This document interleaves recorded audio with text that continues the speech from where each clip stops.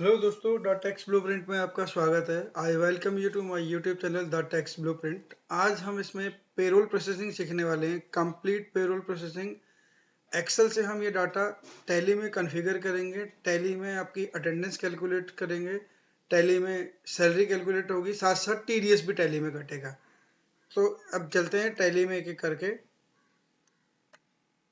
ये टैली में मैंने एक कंपनी बना रखी है, वन रूफ सर्विसेज। इस टैली में पेरोल प्रोसेस करने से पहले आपको एक काम करना है, अल्टर पे जाना है, शो मोर पे जाना है, शो इनएक्टिव पे जाना है। आप बस ये लिखिए पेरोल इनकम टैक्स कॉन्फ़िगरेशन, इस ऑप्शन को यस कर लीजिए ताकि टीडीएस की चीजें सारी आपको वहीं हाथ के हाथ मिल जाए। अगर ये ऑप्शन ऑन नहीं होगी तो आपको टीडीएस से रिलेटेड मेन्यू नहीं दिखेंगे। तो केवल आपको payroll income tax configuration on करके रखनी है, एक्टिव करके लेनी है बस।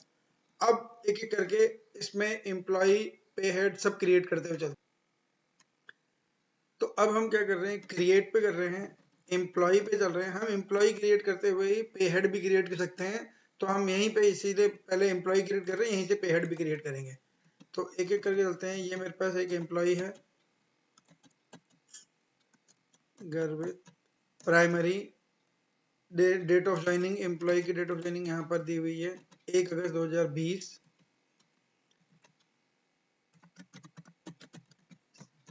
डिफाइन सैलरी यस, जब मैं यही डिफाइन सैलरी यस कर रहा हूँ तो यहीं पे हेड क्रिएट होते हैं। अलग से पे हेड क्रिएट करने होते हैं, वैसे आप अलग से भी पे हेड क्रिएट कर सकते हैं। तो पे हेड मेरा बेसिक सैलरी,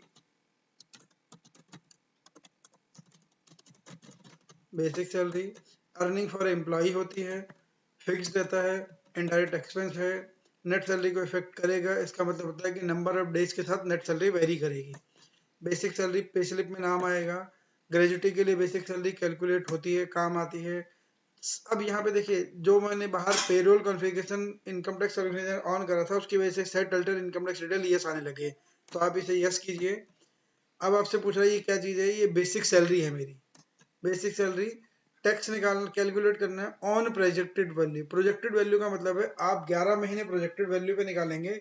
जब लास्ट की मार्च की सैलरी डालेंगे तो आप इस वैल्यू को एक्चुअल कर दीजिए। तो वो जितनी सैलरी आपने, क्योंकि हो सकता है अप्रैल में आप ये नहीं बता पाओगे कि कौन सा एम्प्लॉय साल में कितने दिन आएगा, उसको क्या बोनस मिलेंगे, क्या इंसेंटिव मिलेंगे, क्या उसकी डिडक्शन होंगी। तो आप आज प्रोजेक्टेड वैल्यू पे टैक्स काटेंगे। तो जब लास्ट सैलरी कैलकुलेट करने जाएंगे, मार्च की सैलरी, तो आप वहां पे एक्चुअल वैल्यू डालिए और ये एक्चुअल वैल्यू पे एक्चुअल टैक्स टीडीएस कैलकुलेट कर लेगा। अभी हम प्रोजेक्टेड वैल्यू पे रखते हैं। ये आएगा कैलकुलेशन टाइप ऑन अटेंडेंस, जितने दिन अटेंडेंस होगी उतने दिन की तनख्वाह मिलेगी। यहाँ पे एक मैंने ये अटेंडेंस टाइप पहले से क्रिएट करा था, इसे प्रेजेंट करिए। देखो क्रिएट करा था, प्रेजेंट था। अटेंडेंस विद लीव विद पे होता है और डे पे होती है। तो अटेंडेंस ये आ गया। कैलकुलेशन पीरियड मंथ, इसका मतलब है आप जो सैलरी बताने जा रहे हो वो कब की है, महीने की, और एज पर कैलेंडर पीरियड। अब इसकी बेसिक सैलरी है 45,000 पर मंथ। एक और खोल रहे हैं, हाउस रेंट अलाउंस।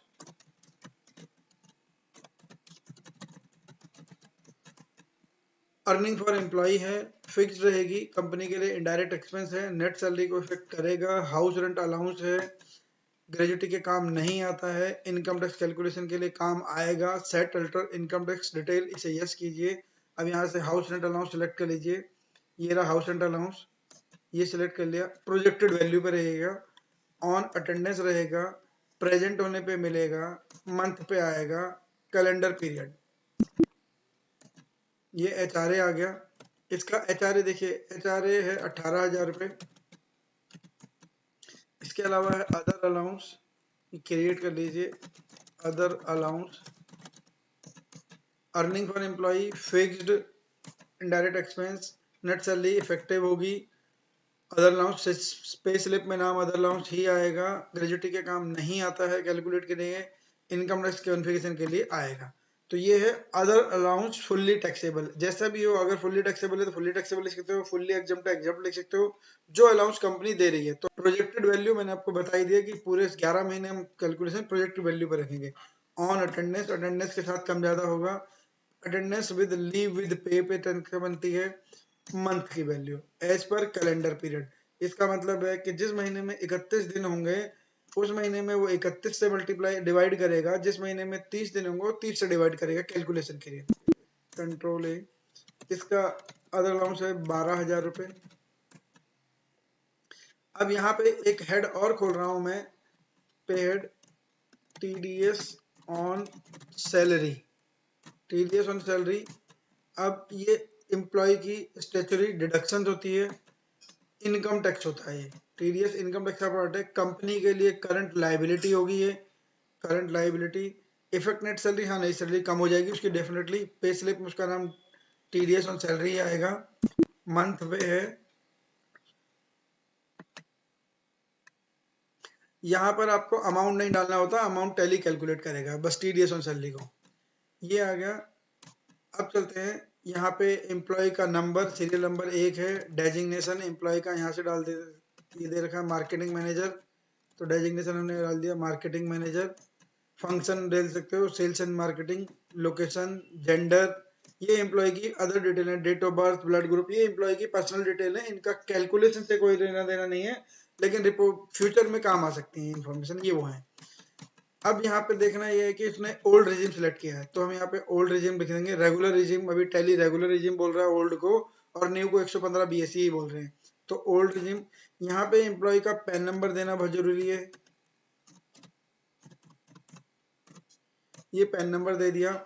ये उसके अलावा आधार नंबर, यूएएन नंबर, जो पीएफ का यूएएन नंबर होता है वो हो गया, वो सारी डिटेल आप डाल सकते हैं अगर आपके पास एम्प्लॉय की है तो। अब ऐसे ही आपको बाकी एम्प्लॉय क्रिएट करने हैं। अब एक दूसरा एम्प्लॉय है Harsh N, primary, basic salary yes. अब क्या करना है, कॉपी फ्रॉम एम्प्लॉय भी कर सकते हैं और स्टार्ट अ फ्रेश भी कर सकते हैं। ये ऑप्शन कहाँ से खुलती है, यहाँ F12 करेंगे तो यहाँ पे ये ऑप्शन होती है कॉपी फ्रॉम एम्प्लॉय, ये ऑप्शन को यस कर देंगे तो ये ऑप्शन हर बार पूछेगा कॉपी फ्रॉम एम्प्लॉय। अब वो पूछा किस एम्प्लॉय से कॉपी करनी है, जो अभी मैंने एक एम्प्लॉय क्रिएट किया था उसी से कॉपी कर रहा हूँ, क्योंकि इसके और उसके फैक्टर सारे सेम है, वैल्यू में चेंज है। बेसिक सैलरी इसकी है 69,000, तो मुझे बार बार नहीं करना पड़ेगा। HRA है 27,600, अदर अलाउंस है 18,400। ये आ गए, ये सारे TDS इसका काटना है, ये ले लिया। अब ये सेम इसका एम्प्लॉय नंबर 2 हो गया। एम्प्लॉय का डेजिग्नेशन है सीनियर अकाउंटेंट। फंक्शन, लोकेशन, ये सब मैं आपको बता चुका हूँ। अब इसके पास इसने 115 BSE लिया है, तो आप भी यहाँ पे 115 BSE डाल दीजिए। यहाँ पे पैन नंबर,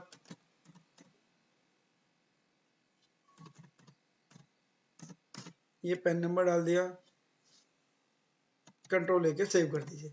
अगला एम्प्लॉय है Santosh, primary, date of joining 1 April 2023, define salary yes, start of fresh, basic salary release 36,000। House rent allowance, house rent allowance 14,400, other allowance 9,600। ये आ गए। TDS पेबल, ये डाल दिया। अब अगेन वही employ number 3, designation HR head, बाकी location, function, male female, designation ये सब डाल सकते हैं। अब ये एम्प्लॉय का रिजिम, ओल्ड रिजिम, तो यानी कि रेगुलर रिजिम सिलेक्ट किया है। Pan number,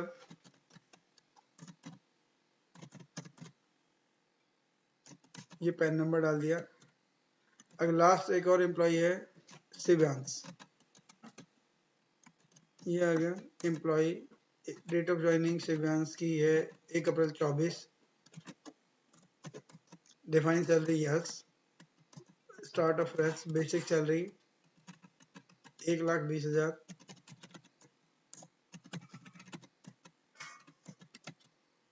house rent allowance 48,000, other allowance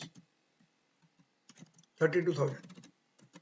TDS payable को भी मैप करा देना है TDS ऑन सैलरी को, ये आ गया।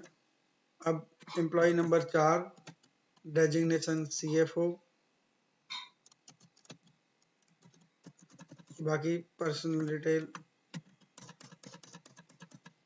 अब एम्प्लॉय ने कौन सा रिजिम दिया, एक न्यू रिजिम 115 BSE, ये दे दिया। पैन नंबर,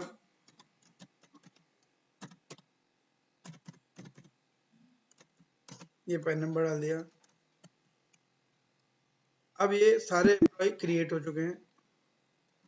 अब हमें एक बार क्या करना है, बाहर जाके इन एम्प्लॉय की जो डिक्लेयर्ड वैल्यू है वो मैप करानी है टैली में। ऑल्टर पे जाइए, सो मोर पेरोल कॉन्फ़िगरेशन पे जाइए, ये पेरोल इनकम टैक्स कॉन्फ़िगरेशन पे जाइए। अब जैसे एचआरए की छूट मिलेगी केवल उनको जो ओल्ड रिजीम वाले हैं। तो ये मैंने क्या करा, मैं बाहर आया, ऑल्टर पे गया, सो मोर पे गया, पेरोल इनकम टैक्स कॉन्फ़िगरेशन पे गया, यहाँ पे हाउस रेंट अलाउंस आ गया। अब वो बोल रहा है define house rent, defining house rent, ये बता रहा है कि हाउस रेंट अलाउंस क्या होता है। यहाँ पे rent and place of value, तो यहाँ पे ऑल एम्प्लॉय डाल देते हैं, लेकिन मुझे चाहिए कौन से, एचआरए की छूट मिलती है ओल्ड रिजिम वालों को, रेगुलर रिजिम को, तो वही डालते हैं। तो दो लोग हैं मेरे पास रेगुलर वाले, एक गर्वित दूसरा संतोष। तो मैं 1 अप्रैल 2000 इफेक्टिव डेट 1 अप्रैल 2025, इन्होंने गर्वित ने अपना जो ओल्ड रिजिम में रेंट दिखाया है, रेंट डिक्लेयर किया है 25,000 रुपये का मंथली रेंट है, तो 25,000 रुपये मंथली रेंट है। प्रूफ भी 25,000 रुपये का दिया है। प्लेस ऑफ रेजिडेंस इसका मेट्रो है, तो मेट्रो ले लिया। आपको पता है अगर मकान का रेंट, हाउस रेंट साल भर में 1 लाख से ज्यादा होगा तो लैंडलॉर्ड का नाम और पैन नंबर दोनों देना पड़ता है। यहाँ पे लैंडलॉर्ड का नाम लिख दीजिए,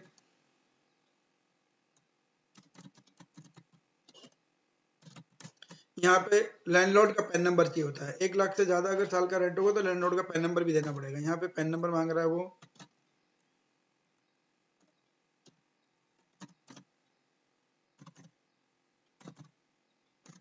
ये लैंडलॉर्ड का पैन नंबर दे दिया। नहीं, संतोष किराए के मकान में नहीं रह रहे, संतोष तो किराए के मकान में नहीं रह रहे, तो कोई वैल्यू नहीं आएगी यहाँ पे, बस ठीक है, सेव। अब एचआरए डिक्लेयर कर दिया। अब हमें मान लीजिए जो एम्प्लॉय को चैप्टर 6A की डिडक्शन देनी है, तो चैप्टर 6A की डिडक्शन भी यहाँ पे मैप करनी पड़ेगी। मल्टीपल एम्प्लॉय भी कर सकते हो और एक एक करके भी कर सकते हो। मैं मल्टीपल एम्प्लॉय कर रहा हूँ, ऑल एम्प्लॉय कर रहा हूँ। आपको भी पता है चैप्टर 6A में एटीसी एटीडी की डिडक्शन केवल ओल्ड रिजिम वालों को मिलती है, न्यू रिजिम वालों को मिलती नहीं, तो फिर दोनों रिजिम सेलेक्ट करने का फायदा नहीं है। मैं रेगुलर रिजिम सेलेक्ट कर रहा हूँ, इन्हीं को मिलेगी। तो अब एटीसी में जो LIC है, इंश्योरेंस प्रीमियम है, इंश्योरेंस प्रीमियम में कितनी इन्वेस्टमेंट है, इसमें भी दो ही लोग हैं, संतोष और गर्वित। तो एटीसी में गर्वित की डिडक्शन इन्वेस्टमेंट है 75,000 रुपए की। डेट मांग रहा है ये 1 अप्रैल 25 से, डिक्लेयर्ड वैल्यू 75,000 है।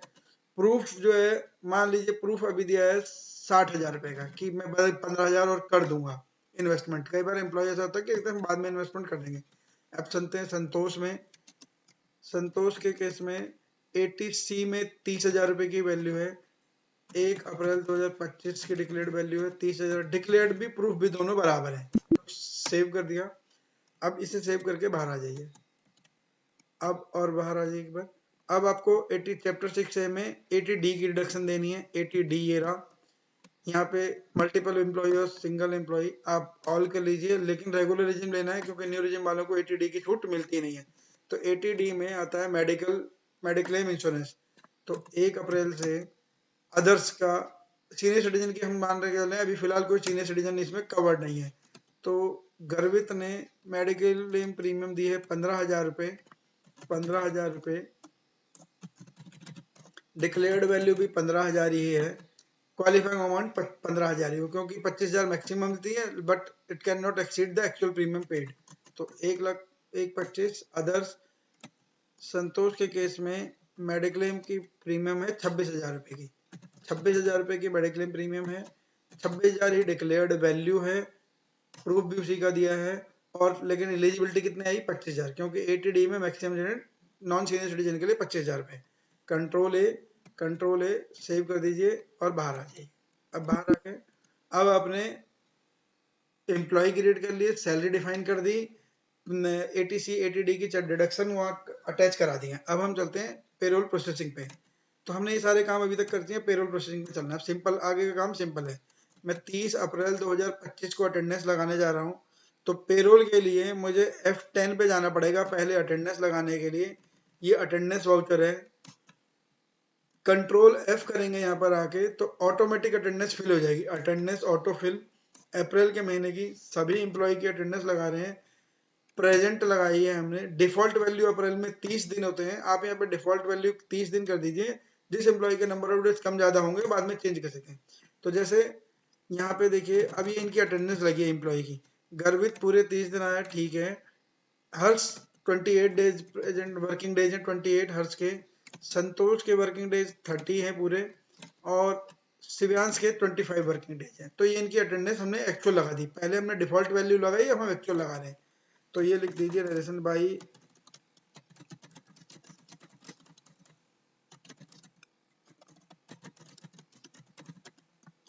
ये अप्रैल 25 की अटेंडेंस लगा दी। अब अटेंडेंस लगाने के बाद पेरोल प्रोसेस करनी है, तो अब क्या पेरोल के लिए क्या है, कंट्रोल F4, कंट्रोल F4 है, कंट्रोल F कीजिए, ऑटोफिल, पेरोल भी ऑटोफिल, सैलरी। अब वो कह रहा है जो कंप्यूट करने हैं टैक्स किस पे, डिक्लेयर्ड वैल्यू पे, प्रूफ पे, ऑब्वियसली प्रूफ पे करना है क्योंकि प्रूफ एक्चुअल है। डिक्लेयर्ड वैल्यू तो बाद में कब करेगा कब नहीं करेगा, अगर आप डिक्लेयर्ड वैल्यू पे लोगे तो यानी कि वो मान के चल रहे हो कि बाद में वो डिडक्शन उतनी इन्वेस्टमेंट कर देगा, तो आप इसे डिक्लेयर्ड वैल्यू भी ले सकते हो। अटेंडेंस सैलरी है ये 1 अप्रैल से 30 अप्रैल की, ऑल एम्प्लॉय की सारी एक साथ प्रोसेस होगी, एम्प्लॉय का नाम आएगा। अब यहाँ पे जो पेरोल का लेजर है ना, अगर आप हाथ के हाथ पेमेंट कर रहे हो तो पेमेंट के वाउचर में हो जाएगी, नहीं तो मैं पेबल के वाउचर में क्रिएट कर रहा हूँ, तो एक वाउचर क्रिएट कर रहा हूँ, लेजर सैलरी पेबल, ये मैंने नया लेजर क्रिएट किया, सैलरी पेबल। इसे नॉट एप्लीकेबल कीजिए आपकी, क्योंकि करंट लायबिलिटी है। कंट्रोल, अब आप ध्यान से देखिए, ये देखिए हर एम्प्लॉय का उसने टीडीएस काट लिया, इसका 1846 रुपए, इसका 6,666 रुपए, टीडीएस में सैलरी 3,077 रुपए, इस एम्प्लॉय का शिव्यांश का 23,000 रुपए का टीडीएस काटा। तो हर एम्प्लॉय की एग्जैक्ट सैलरी कैलकुलेट करिए नंबर ऑफ डेज के बेस पे, मंथली टीडीएस काट लिया, नरेशन ऑटोमेटिक लिखी आ गई, और ये लिख भी रहा है कि एज पर डिक्लेयर्ड वैल्यू लिया है। कल को अगर डिक्लेयर्ड वैल्यू से कम हो जाएगा तो एक्चुअल में जाने के टाइम आपको टीडीएस दोबारा रिवाइज करना पड़ेगा। अगर सभी एम्प्लॉय ने डिक्लेयर्ड वैल्यू कंप्लीट नहीं करा तो आपको एक्चुअल में टीडीएस फिर दोबारा डाटा काटना पड़ेगा। अब चलते हैं, देखिए अब इसकी एक बार रिपोर्ट देख लेते हैं जल्दी से। डिस्प्ले, पेरोल का पी, स्टैचुटरी का ओ, इनकम टैक्स का आई, कंप्यूटेशन। एक एक एम्प्लॉय के देखते हैं। देखिए ये एक एम्प्लॉय नंबर 1 है गर्भित, एम्प्लॉय नंबर 1, इसके डिक्लेयर्ड वैल्यू पे टैक्स कैलकुलेट करा है, ये 22,000 रुपए का टैक्स बनता है, 1,840 रुपए का सेस बनता है, तो 22,152 का टैक्स बनता है, 18,146 रुपए इस महीने की सैलरी में काट लिया, अभी 20,000 का टीडीएस और काटना है उसने। देखिए टीडीएस कैलकुलेट कैसे करा, ये क्योंकि ओल्ड रिजिम में था तो स्टैंडर्ड डिडक्शन 50,000 रुपए की मिली, चैप्टर 6 की डिडक्शन मिल गई, 80C 80D मिल गई, तब जाके इसका टैक्स बना 22,000। आप इस पर एंटर मारेंगे तो टैक्स कैसे कैलकुलेट वो दिखा रहा है, ये दिखा रहा है 0 से 2.5 लाख, 2.5 लाख से 5 लाख वाला ये स्लैब दिखा रहा है। अब ऐसे ही चलते हैं, हर्ष पे चलते हैं। हर्ष का 77,000 का टीडीएस बनेगा इनकम टैक्स, 6,000 रुपए का उसने मंथली टीडीएस काट लिया है, 71,000 का टीडीएस और काटना है, तो ये 6,600, देखिए 13 लाख की प्रोजेक्टेड सैलरी बनेगी, 75,000 की स्टैंडर्ड डिडक्शन मिल जाएगी, 1297 बची। अब चैप्टर 6 की डिडक्शन यहाँ पे नील आएगी क्योंकि केवल न्यू पेंशन स्कीम के अलावा और कोई मिलती नहीं है वहां पे, वो है नहीं। और तो ये टैक्स बना टोटल इनकम टैक्स 77,000, इस महीने से 6,000 रुपए कटा।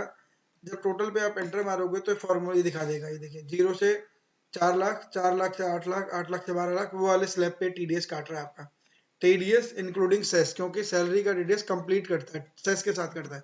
तो अब आपने इस एम्प्लॉय को ये सैलरी पे करनी है, तो ये कंप्लीट है। यहाँ पे सैलरी प्रोजेक्शन भी आ रही है, सैलरी के सारे, सैलरी की बाकी रिपोर्ट चाहिए, पे स्लिप वगैरह, तो यहाँ पर है, ये सैलरी पे स्लिप है, ये उसने सैलरी दे दी, ये टीडीएस रेट दिया, नेट सैलरी पेबल आ गया 73,714 का, ये हर स्लैन वाला आ गया, ये ग्रॉस सैलरी आ गई, ये 6,640 का टीडीएस कट गया, तो 1,07,000 टीडीएस सैलरी बनती थी, 1,06,000 ये बन के सैलरी पेबल आ गई उसकी। तो ये हर एम्प्लॉय की एक अलग अलग सैलरी स्लिप आ गई, हर एम्प्लॉय का टीडीएस कट गया, ये कंप्लीट प्रोसेस है पेरोल का including TDS. Thanks for watching the text blueprint, keep watching, be updating, keep commenting, thanks.